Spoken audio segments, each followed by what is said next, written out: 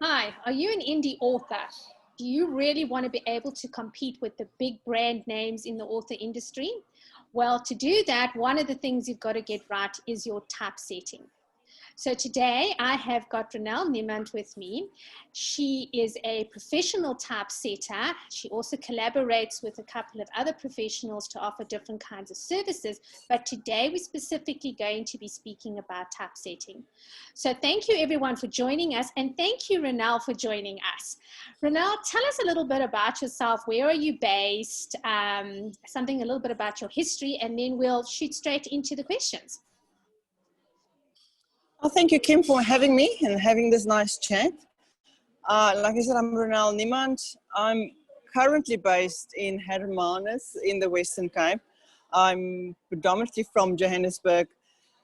COVID messed up everything, so I was coming here for a visit in December, and I was supposed to stay for 3 months, and then COVID happened, so I'm still here, planning to go back to Johannesburg, hopefully then early next year, because it's Christmas and we don't want to spend Christmas in the Western Cape.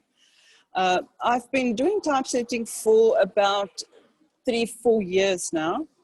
I used to be in the insurance industry, and then I had a baby, and the first day I had to give her to the day mother, I decided I can do this. I resigned my job and I started photography as a profession, and then because of my passion for books, I started doing typesetting for my clients. And that's it. That's how it started. And obviously, the more you go, the more you learn. You're never too old to learn. There's always something to learn. And actually, I'm proud of what I've accomplished in doing this typesetting for the clients, for my authors. They become my friends and not just authors. Well, just to let everyone know that Ronel actually helped me with the typesetting of my first book, and she was very patient. Some of the typical mistakes that Ronel's going to chat about, when I got the list of the typical mistakes, I'm like, oh, I did that. But she doesn't make you feel bad. So for newbies, this is an absolutely excellent place to be. So Ronel, just tell us, what is typesetting? A lot of people actually don't even know, hear this word as like an alien word. What does typesetting actually mean for a new author? Okay, well, typesetting, as per the Merriam, I've written it down here for us, as per the Merriam-Webster, but this is now obviously very high words. Typesetting is a process of setting material in type to be used in printing. So, small words, breaking it down, it's the final product that you send to the printer. So if you're going to get a book, if you open the book, what's inside the book is typeset. So it's deciding the font, it's deciding the layout, it's deciding the spaces between the words, it's deciding the look and feel and how you're going to print it. So it's all inside the book. If you open it up, it looks nice. It's been nicely typeset. Okay. So it's typesetting entails a lot of stuff. So it's your fonts, the size of your font, the spacing, a lot of issues. Yeah, because I've heard that, if your book is not, if you haven't chosen the correct font, people actually can get eye fatigue. So they get tired of reading your book if it hasn't been laid out in a way that's actually easy for the eye to follow. Okay, so I know. And imagine you have a war story. Mm-hmm. Sorry, yes, you can continue. Okay, what I wanted to ask you is, when someone is starting to work with a typesetter, there's three things that they've got to do. One of the things is obviously they've got to get the manuscript to you. And for people who are brand new, manuscript is just, I think, a really fancy word for the book in its raw state in Word or whatever. Now, in what format do you need to get the book? Well, I need it in either Word or in a PDF format. Then I can extract all the information from that and then put it into the professional program I use. Excellent. And is there like a certain kind of font or size of file or anything like it, or does that not matter? Does it just comes the way it is? It to me, it doesn't matter. It comes the way it is. Obviously, it shouldn't be written because I cannot read your handwriting, but it can be typed in any font, in any size. I just need it in a Word or in a PDF format. Okay. I actually prefer it if you don't try and lay it out and set it like nicely, because it's going to be ruined, because I am going to redo it. Okay. And your job is to write your book. My job is to make it look nice. Having said that, I do format my books, and the only reason that I do that is because it helps me to partially visualize the end result, so I feel like it is a real book. And I do know that there are some authors that actually do that. I know. So to me, it's just a goal setting thing, but I know that from your perspective, you know, you're going to do it in the way that is appropriate. Yeah. Okay, Yes. so do you have a checklist that you send out to people on what it's supposed to contain? Yes, there is a basic checklist I need from the author to complete your typesetting. Stuff like, you know, in your copyright page, who is your editor? Who is your book designer? What is your ISBN number? Where can people contact you? Do you have a website? And all that goes into that page. Your acknowledgement, and depending if you want your about the author on the back of your book cover or you want it inside, I would also need then the about the author, and also a photo of the author to go inside the book. Okay. So That's just the basics, but there's obviously, you know. We're going to put it in the bottom in the description. So have a look at the bottom there. You'll be able to download a checklist that Ronel and I've worked on together, that you know what you actually have to put in there. This is not about typesetting, but for authors, this is a little hack that I learned. There are a lot of places that sell ISBN numbers, and some of them sell them in batches. I actually had budgeted to get an ISBN number, but some countries, you can actually get a free ISBN number from your National Department of Libraries. And South Africa is one of those countries that offer it. So if you're a newbie, then that means that you can actually get it for free and save yourself a bit of money. And an ISBN number is an international tracking number that people can locate your book, bookstores, or going to Amazon. Everyone who sells a book will have an ISBN number associated with that. So that's my little thingy in there that helps people in terms of saving on their budget. Okay. Now, Ronel, illustrations, let's talk about that, because some books don't have illustrations. Okay. Books have illustrations. My book has got a map, and it's got 1 or 2 character illustrations because I write in medieval fantasy, so maps are pretty typical. And I know we had a couple of challenges with my map. So can you chat to us a little bit about illustrations and what people need to do, what you need, what they have to supply it in? Yeah, well, illustrations or images can be supplied in a PDF format. It can be a JPEG or it can be a PNG. It must be the best, highest quality you can get. It must be your own illustration, because sometimes you get photos taken from the internet and it's still got the watermark from iStock or Shutterstock on.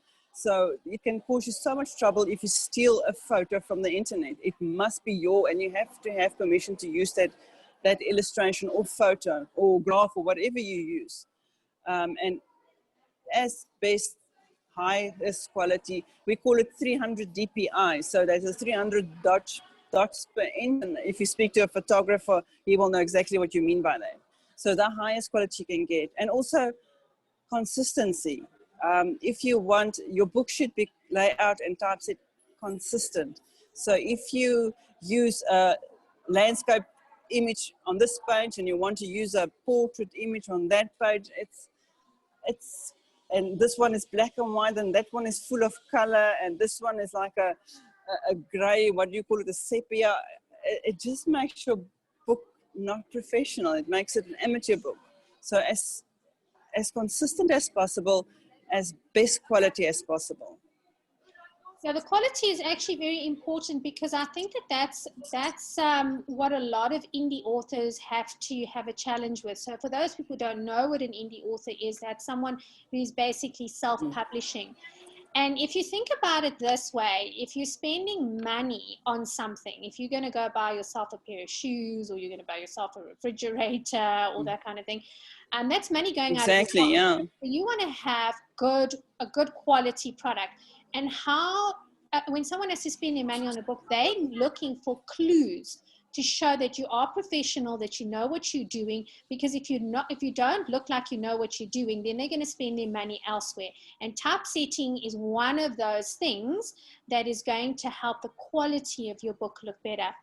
Now I'm going to ask you to tell me your like pet hates, and I say that very, very like kindly, because you don't come across as like these are the pet hates, but really as a typesetter, which are like the thing you're like, oh, like they've done it again.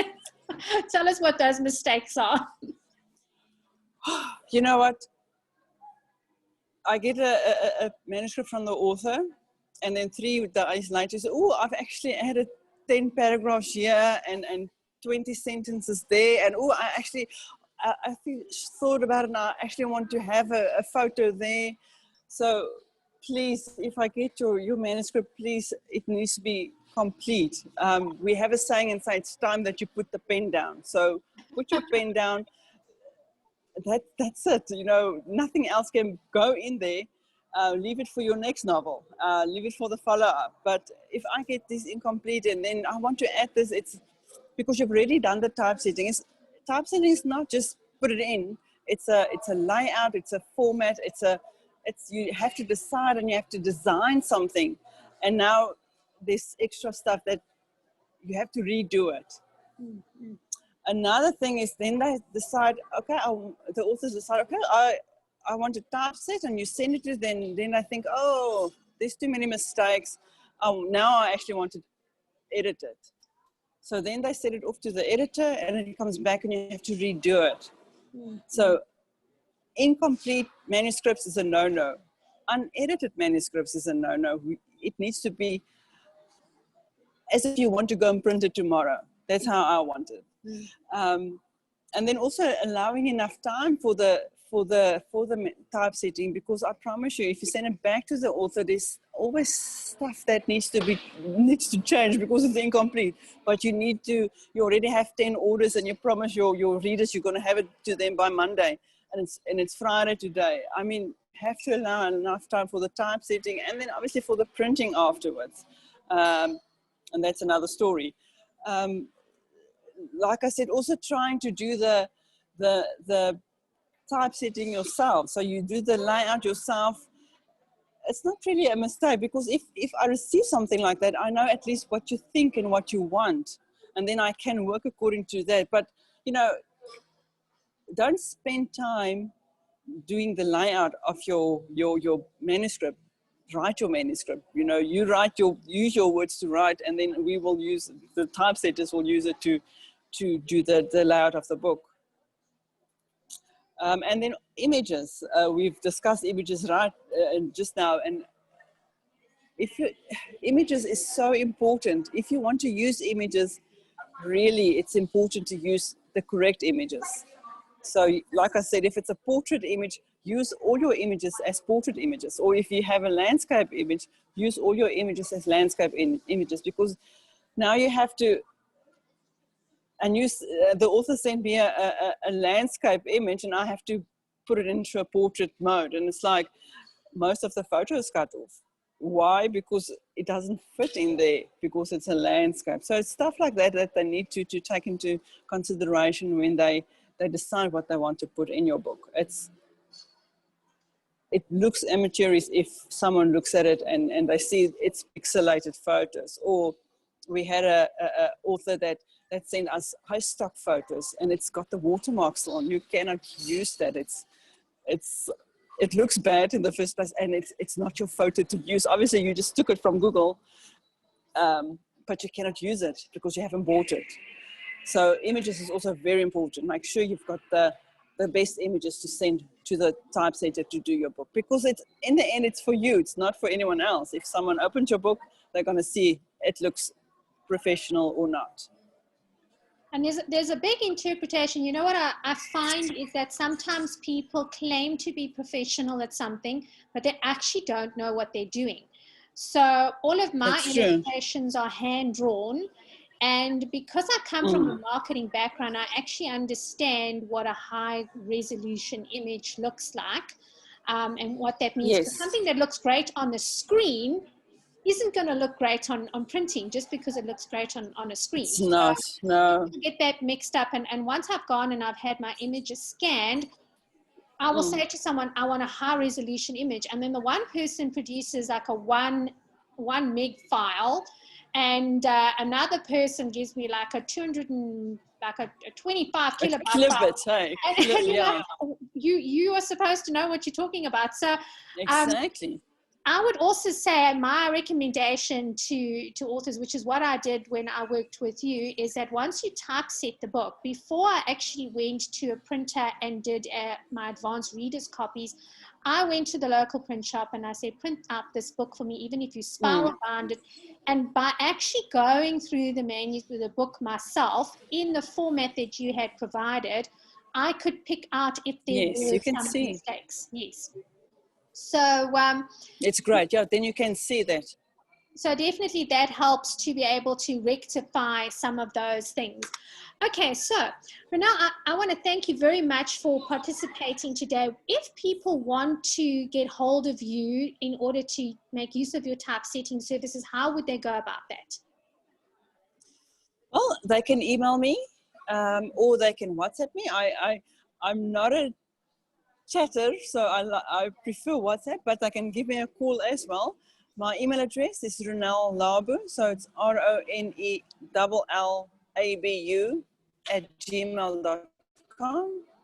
My WhatsApp number and my phone number is unfortunately different. It's WhatsApp is 084 402 8189, and then my telephone number is 067 243 6008. I'm sure it will also be in the comments, because if you don't have a pen now, I'm sure you can get it from the comments down below, Kim, I'm sure. Yes, absolutely. It will be there. Yes. Okay, excellent. So I'd like to ask everyone, if you enjoyed the video and you want to watch some more stuff, please subscribe so that you can get the notifications. And then also, if you've got any questions, please put them into the comment section, and I will pop those questions over to Ronel, and I'm sure that she'll be able to help us out with a couple of answers. And yes, please download the checklist so that you know what information needs to be supplied to your typesetter when you submit your manuscript.